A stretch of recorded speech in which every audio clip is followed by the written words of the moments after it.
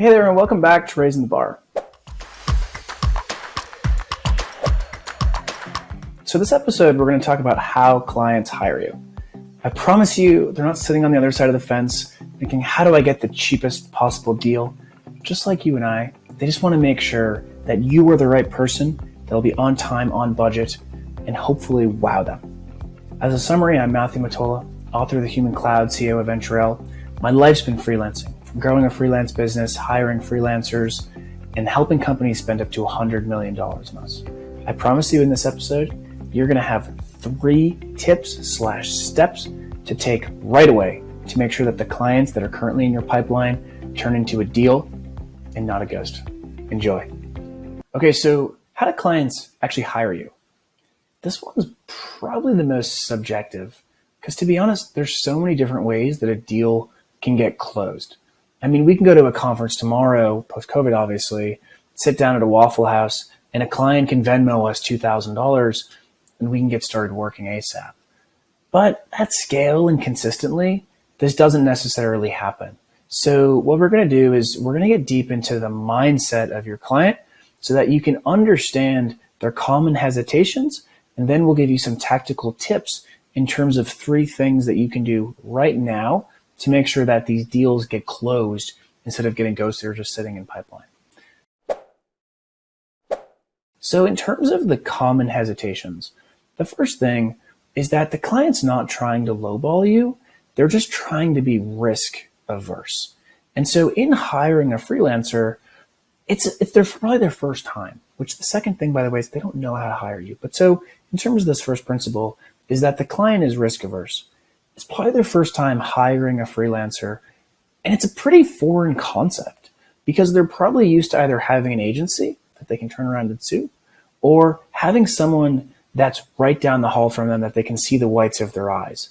I don't know if anyone saw the Bill Gates documentary, but there was the scene where Bill Gates said he memorized everyone's license plate so he could see who went home. And like, geez, that scares the crap out of me. And I don't think your clients will be thinking like that. But that just kind of paints how different hiring a freelancer is. So that's the first thing, is that they're not trying to lowball you, but they are very, very risk averse. And this is something that's new to them. The second thing, though, is that they don't know how to hire you. They probably don't know the skills that are required. I'm willing to bet they definitely don't know the average price. And so they don't know exactly what they're asking. And even if they act like they do, they probably don't. So they need you to take a lead and they need you to own the engagement. Now, the third thing, the third hesitation, they don't want to manage you. So this is one huge difference. And we talk about it in the agency video, or specifically in the COVID video, that when working with an agency, the agency takes care of most things. I mean, the process basically is, if I'm the client, bring me to a baseball game or a fancy dinner. I tell you my problems. You do all of the heavy lifting of doing the scope doc, doing the sourcing of all the talent, doing all the managing of the people who are doing the work. And then you just show up with an actual deliverable, like we said, that's kind of may and consistent. Whereas hiring a freelancer, they think, and they might have to, and you might, hopefully you're not expecting them to do this, but they don't want to manage you. And most of them do already have, most of your clients already have 5 to 10 direct reports. And so to think that, oh no, every time I need something new, I need to go hire another person, that's a nightmare. So the 3 sort of main hesitations is that they're risk averse in terms of this is probably their first time. The second is that they don't know how to hire you. And then the third thing is they really don't want to manage you. So in terms of tactical next steps, what can you do right now? Well, the first thing is I want you to audit your pre, your doing, and your during, and your post. The pre is everything that's happening before these clients even get in contact with you. I want you to make it as easy as possible for them. One little secret is whatever process you're using, it doesn't have to be your own website, but have some sort of form. And in that form, ideally, get them to buy. So don't have it just be a contact form that says subject line, description. Instead, be very tangible about what offering are you looking for.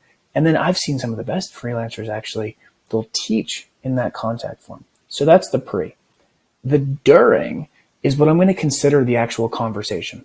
So let's say they go through the contact form or they book a meeting with you. Oh, that's one thing I left out actually. In the pre, have a meeting link for them so that they don't need to schedule a time with you. They can immediately just book. So now the during is you're having that phone call. Have really, really, really good questions. Now, I don't want to give you specific questions because the conversation should be very, very natural. But the number one question that I've learned in my freelancing experience that really gets out what you need to hear is, how are you measured? So ask that question, but then have a list of questions that are very, very open-ended and very much so just trying to understand what's important to this client and what's important to this client, why do they need you, and also what are some other alternatives. So the pre, make it as easy as possible for them to get started with you, whether that's actually working with you or even just booking a meeting.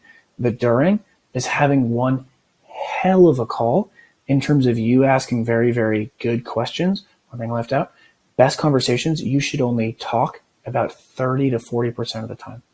Now, the post, this is the closer. So they're super impressed by your contact form. They're super impressed by your meeting. The post is you sending over an invoice template or an SOW/proposal.